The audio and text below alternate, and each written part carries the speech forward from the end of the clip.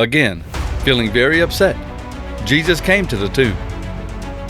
It was a cave with a large stone covering the entrance. He said, "Move the stone away." Martha said, "But Lord, it has been 4 days since Lazarus died. There will be a bad smell." Martha was the sister of the dead man. Then Jesus said to her, "Remember what I told you. I said that if you believed, you would see God's divine greatness." So they moved the stone away from the entrance. Then Jesus looked up and said, "Father, I thank you that you heard me. I know that you always hear me. But I said these things because of the people here around me. I want them to believe that you sent me." After Jesus said this, he called in a loud voice, "Lazarus, come out!" The dead man came out. His hands and feet were wrapped with pieces of cloth. He had a handkerchief covering his face. Jesus said to the people, "Take off the cloth and let him go." There were many Jews who came to visit Mary. When they saw what Jesus did, many of them believed in him. But some of them went to the Pharisees and told them what Jesus did.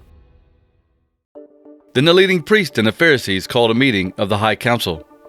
They said, "What should we do? This man is doing many miraculous signs.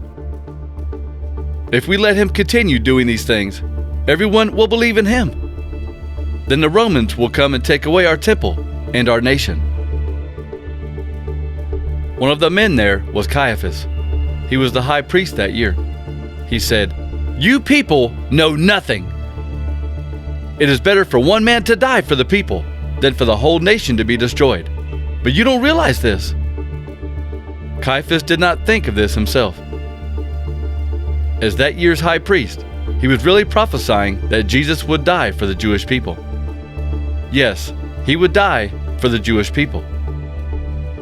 But he would also die for God's other children scattered all over the world. He would die to bring them all together and make them one people.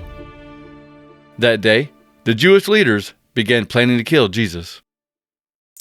So Jesus stopped traveling around openly among the Jews. He went away to a town called Ephraim, in an area near the desert. He stayed there with his followers. It was almost time for the Jewish Passover festival. Many people from the country went to Jerusalem before the Passover. They went to do the special things to make themselves pure for the festival. The people looked for Jesus. They stood in the temple area and asked each other, "Is he coming to the festival? What do you think?" But the leading priests and the Pharisees had given a special order about Jesus. They said that anyone who knew where he was must tell them so that they could arrest him. Jesus was traveling to Jerusalem. He went from Galilee to Samaria. He came into a small town, and 10 men met him there. They did not come close to him because they all had leprosy. But the men shouted, "Jesus, Master, please help us!" When Jesus saw the men, he said, "Go and show yourselves to the priest." While the 10 men were going to the priest, they were healed. When one of them saw that he was healed, he went back to Jesus. He praised God loudly. He bowed down at Jesus' feet and thanked him. He was a Samaritan. Jesus said, 10 men were healed. Where are the other 9? This man is not even one of our people. Is he the only one who came back to give praise to God? Then Jesus said to the man, "Stand up. You can go. You are healed because you believed."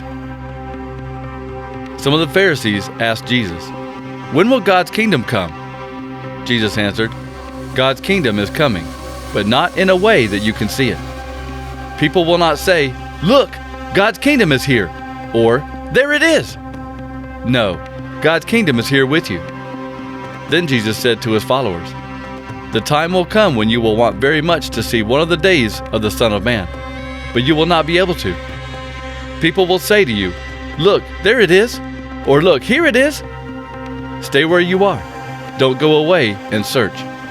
When the Son of Man comes again, you will know it. On that day he will shine like lightning flashes across the sky.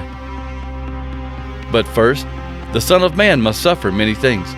The people of today will refuse to accept him. When the Son of Man comes again, it will be the same as it was when Noah lived.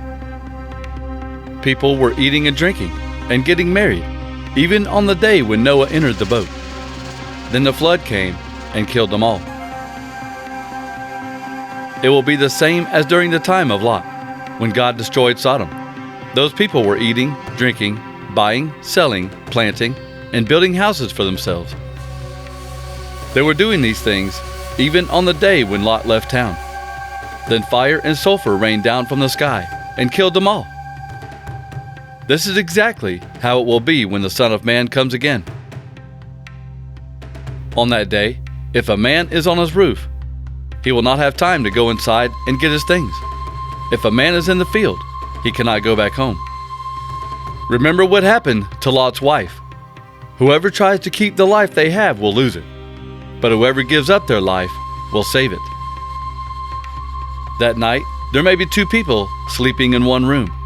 One will be taken, and the other will be left. There may be two women working together. One will be taken, and the other will be left. Two men will be in the same field. One man will be taken, but the other man will be left behind.